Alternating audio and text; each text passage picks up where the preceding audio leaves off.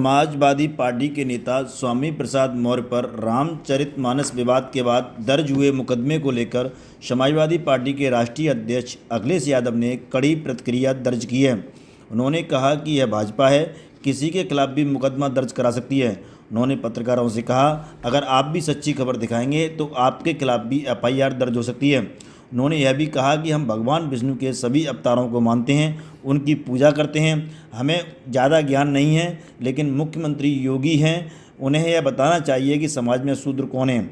इस बात को लेकर सदन में भी चर्चा होनी चाहिए। उन्होंने पत्रकारों से कहा कि जिस रामचरितमानस की चौपाई पर स्वामी प्रसाद मौर्य को आपत्ति है, उसे आप सुना दीजिए। अगर आज के दौर में आपको वह चौपाई अच्छी लगती है तो हम आपके साथ हैं। समाजवादी पार्टी के राष्ट्रीय अध्यक्ष अखिलेश यादव सोमवार को फरीदाबाद में थे, जहां उन्होंने पार्टी के पूर्व एमएलसी डॉक्टर दिलीप यादव के पुत्र के शादी समारोह में शिरकत की। इस दौरान उन्होंने मीडिया से बातचीत में कहा कि यह क्षेत्र समाजवादी पार्टी का गढ़ रहा है। कुछ परिस्थितियों को अगर छोड़ दिया जाए तो यहाँ के लोगों ने नेताजी की एक आवाज़ पर समाजवादियों की मदद की है। इस बार समाजवादी पार्टी न केवल फरीदाबाद लोकसभा सीट बल्कि आसपास की सभी सीटें जीतेगी। मैनपुरी सीट को जिताने में फरीदाबाद के लोगों का भी काफ़ी योगदान रहा है, क्योंकि यहाँ के लोगों की तमाम रिश्तेदारियाँ मैनपुरी में हैं। उन्होंने भारतीय जनता पार्टी पर हमला करते हुए कहा कि भारतीय जनता पार्टी केवल नाम बदल रही है और समाजवादी पार्टी द्वारा जो काम कराए गए हैं उन पर अपने नेताओं की मूर्तियां लगा रही है। उन्होंने लखनऊ के इकाना स्टेडियम का जिक्र करते हुए कहा कि इसको समाजवादी सरकार ने बनवाया था, लेकिन मौजूदा सरकार ने इसमें पूर्व प्रधानमंत्री अटल बिहारी वाजपेयी की मूर्ति लगा दी। हम इसके खिलाफ नहीं हैं, लेकिन बटेश्वर में भी विकास होना चाहिए, वहाँ भी स्टेडियम या फिर यूनिवर्सिटी बननी चाहिए।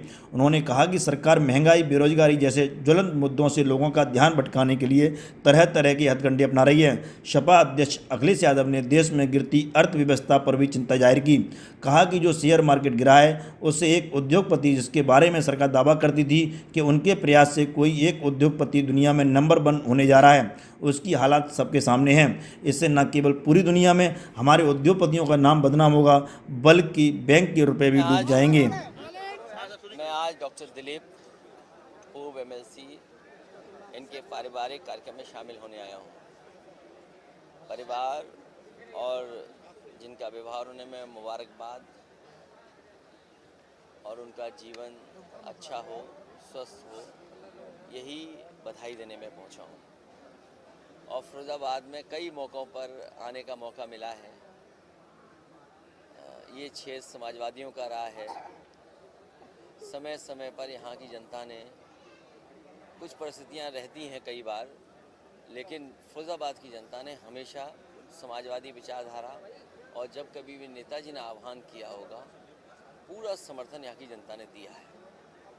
आने वाले समय में मुझे उम्मीद है कि न केवल फरीदाबाद लोकसभा बल्कि आस पास की जो लोकसभाएं हैं वो ऐतिहासिक वोटों से जीतने जा रही हैं।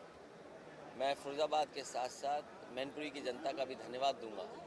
और फरीदाबाद के भी बहुत सारे परिवार ऐसे थे जिनकी रिश्तेदारियां मैनपुरी में थीं, जिनका संपर्क मैनपुरी में था। उन्होंने लगातार हमारे चाहे प्रतिनिधि